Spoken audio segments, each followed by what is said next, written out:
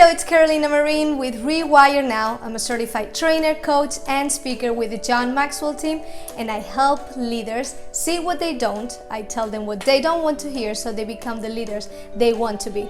And I help them develop their people as well. Stay with me in this video and let's learn more about the trust factor and why it is so important in leadership.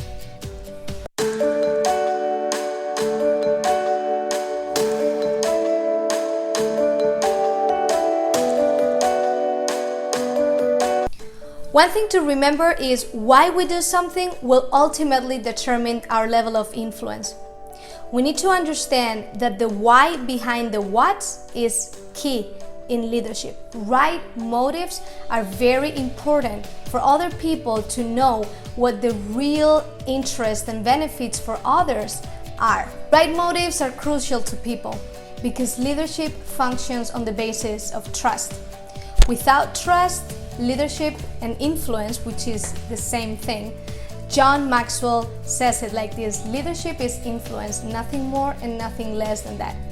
We do not need a title of leadership in order to make influence on others. And I want you to have that clear.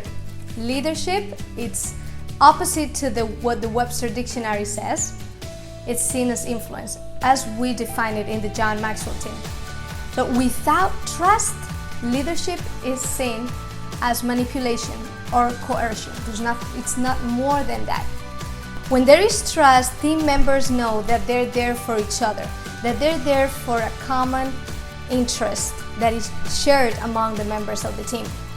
See, many leaders want to get the perks of leadership, want to receive the good thing of leadership, but are not willing to pay the price. And we see that everywhere. We see that in businesses, we see that in churches, we see that in even in our families, in many organizations. But we need to pay the price of leadership, and it starts with trust. People need to feel that they're cared for, that they belong, if we want them to be engaged in the team. I'll share with you an example. There was a factory, a US manufacturer, and they were being squeezed by imports, particularly from Japan. The manager team was investigating what was happening, and they came to the conclusion that the Japanese factory was producing 40% more per employee. Therefore, the US manufacturer was losing a lot of business, and they were trying to share this with their team, and they were convincing them that, hey, if we don't do something about this, we're going to lose our business to the Japanese. But guess what? Their team did not understand that. What the employees thought is, yeah, right, we're doing as much as we can, we're working as humanly as possible, and what you want is get the bonuses that they're offering you in order for us to get more things done. See, the management team was lacking something in their team, and that was trust. Trust is what changes everything. The culture of the organization needs to be founded on trust.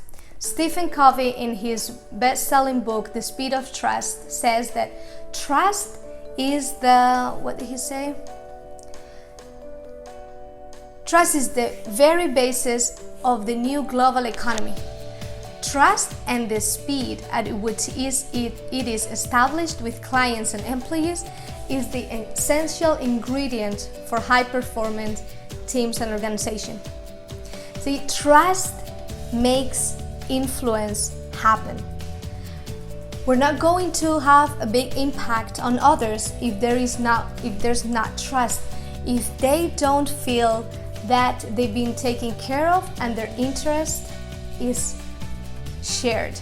So now that we understand the importance of trust and how trust impacts our influence and the good performance of the organization, how can we develop trust within our team? Just care about people. Care about them. Tell them how much value they bring daily. We first need to value people. and we second need to add value to them. See, there's 3 questions that are key that will help us increase our trust, with the members of our organization. And there's 3 questions that they are waiting for us to ask them, for us to know, so that they give their best to the team. If we fail to answer these questions to them, then our level of influence and the level of trust is lacking. And then we need to fix that. And as leaders, we should look to identify the problems and to solve them.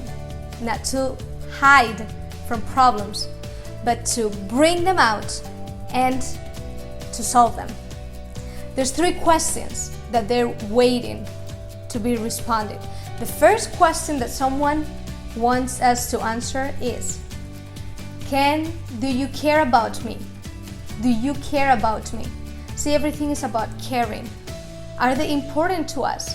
I hear sometimes, I don't have time to make sure that everyone in my team is well daily. Well, you don't have to do it daily, but check on your team at least 2-3 times per week. How are they doing?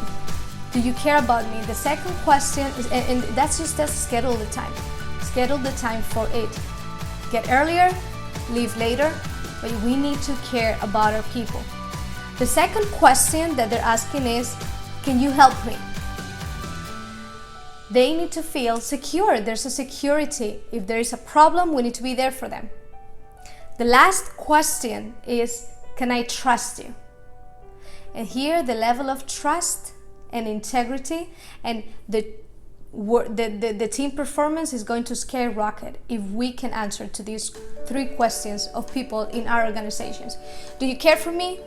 Can you help me? And can I trust you?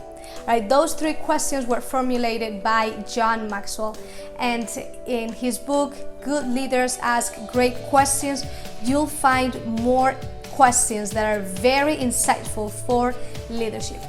And my friends, the sun is leaving, as you can see. I hope that you have a great year. Today is December 8th. 2019. I'm excited to start 2020, very energetic, praising God daily for how wonderful He is and the things that He allows us to accomplish. I wish you the best. I really hope that you take these golden nuggets of trust and you start developing them if you haven't done so, but really valuing the people is the key to everything. Have a good rest of your year. And to your success, I would love to talk leadership with you. It's one of my passions, my favorite things to do. And if there's any issue that is happening in your organization, I would love to help out. Carolina Marin with Rewire. Now